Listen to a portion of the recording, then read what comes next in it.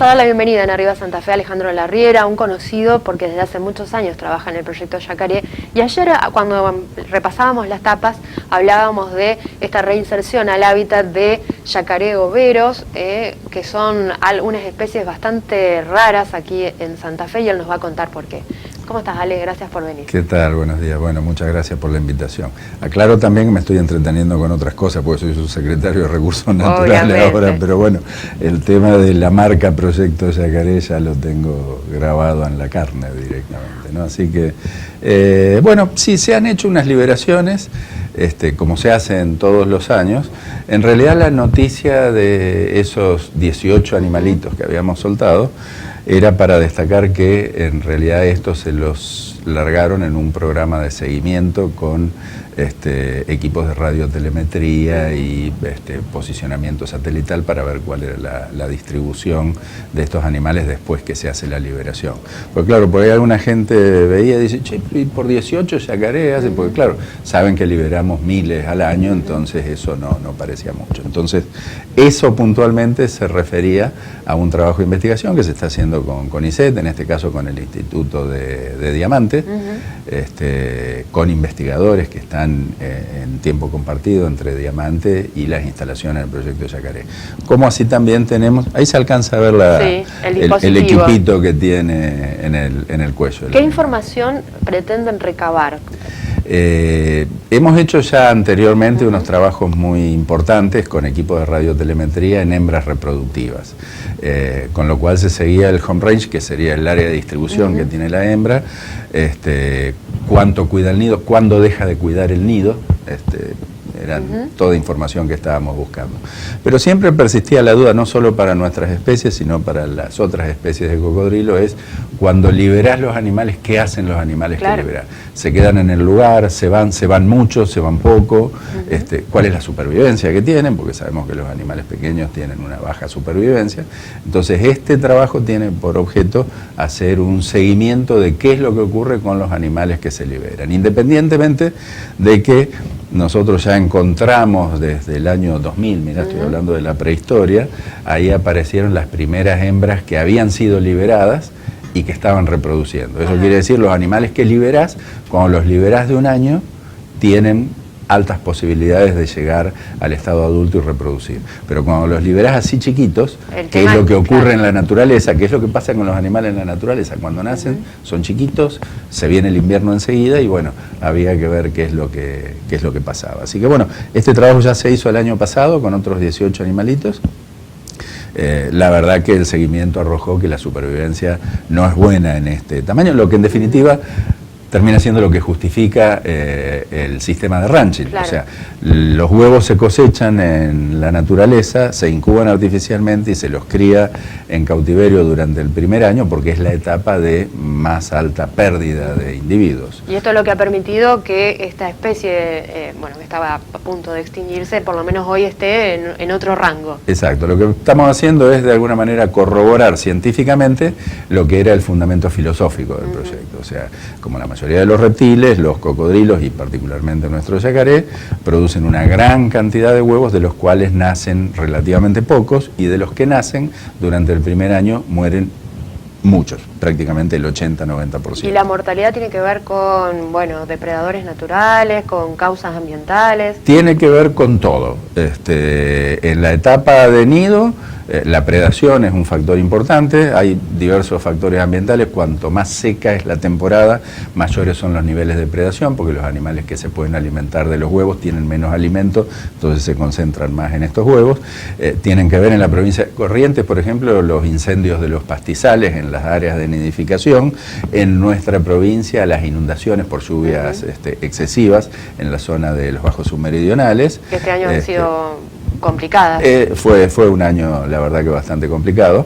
Y bueno, después los otros factores que tienen que ver con el periodo perinatal, que es cuando nacen estos animalitos, que nacen con son muy chiquitos, 40 gramos de peso, 21 o 22 centímetros, así que son alimentos para iguana, guarapopé, zorro, carancho, garzas, lo que se les ocurra, toman a estos animales como alimento.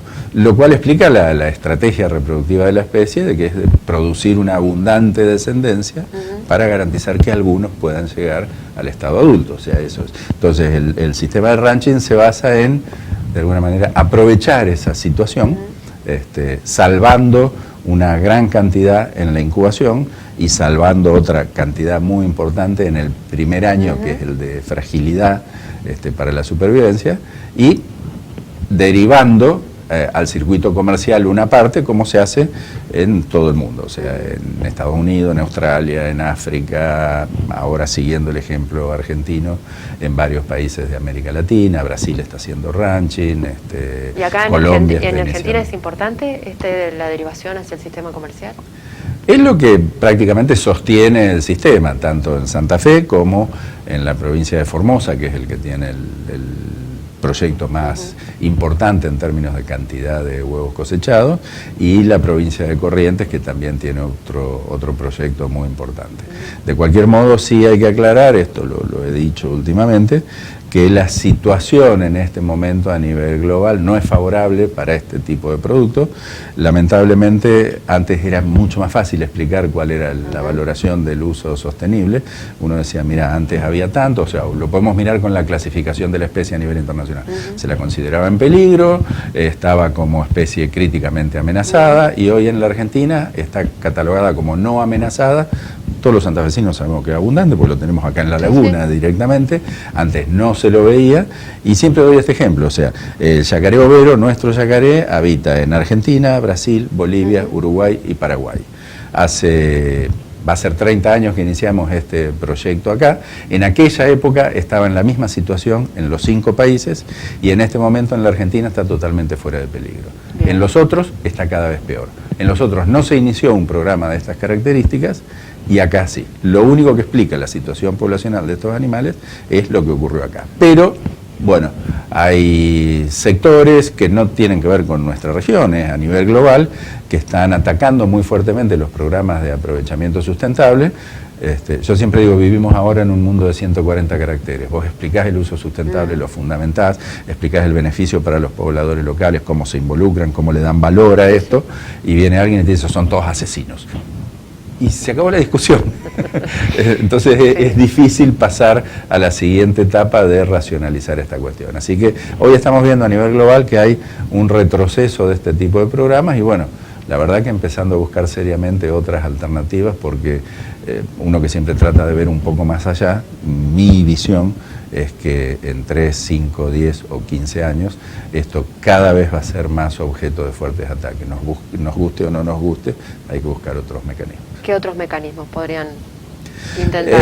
La verdad que involucran a los pobladores locales hay muy pocos, porque algunos te dicen el ejemplo, bueno, sí, en la Laguna Iberá, en Carlos Pellegrini, el ecoturismo, está bárbaro, ese lugar funciona, yo voy todos los años, los he asesorado mucho, la verdad que es un lugar que funciona perfecto, pero no podemos convertir en un parque turístico a todo nuestro país. El tema es que el área de distribución es muy grande, tenemos que convivir con las actividades productivas, que no siempre se llevan bien con el turismo, y la forma de convivir con las actividades productivas es lograr que los gauchos, que son quienes trabajan en esto aquí en la provincia de Santa Fe, estén involucrados económicamente. Hoy todavía no tenemos una puerta de salida para esta situación. Alejandro, la última. ¿Estos datos se reciben automáticamente por parte de los dispositivos o demora el procesamiento de la información? ¿Te referís a los seguimientos? No, hay que ir de vuelta. No tenemos como Proyecto Cóndor, que tiene unos que son el seguimiento satelital y te llega la información. Eso todavía es muy caro para nosotros. Pero hay que ir, se hace el seguimiento con las antenas para ver dónde están los animales, y después se recupera el animal, se le saca el aparatito y se hace un seguimiento y se baja a la computadora cuál fue todo el movimiento. Pero tenemos que recuperarlo. ¿Y cuánto tiempo está previsto hacer esa recuperación? De aquí el monitoreo se está haciendo casi cada 2 semanas, van los técnicos a hacer el relevamiento para asegurarse de que los animales están y dónde están. Los equipos se empiezan a recuperar en el verano recién. Gracias, Alejandro, por venir. No, por favor, gracias a usted.